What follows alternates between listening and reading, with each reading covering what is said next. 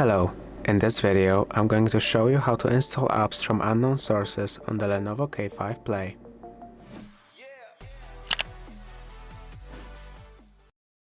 Apps from non-Play Store sources, you may have to enable the permissions to install apps from unknown sources to that app. For example, if you ever installed an app file from Chrome, it wouldn't let you install it without granting this permission.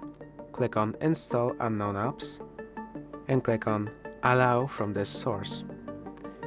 You do have to be careful not to install any sketchy apps though, as they may contain viruses. If this video has been helpful to you, please consider subscribing, leave a like and a comment down below.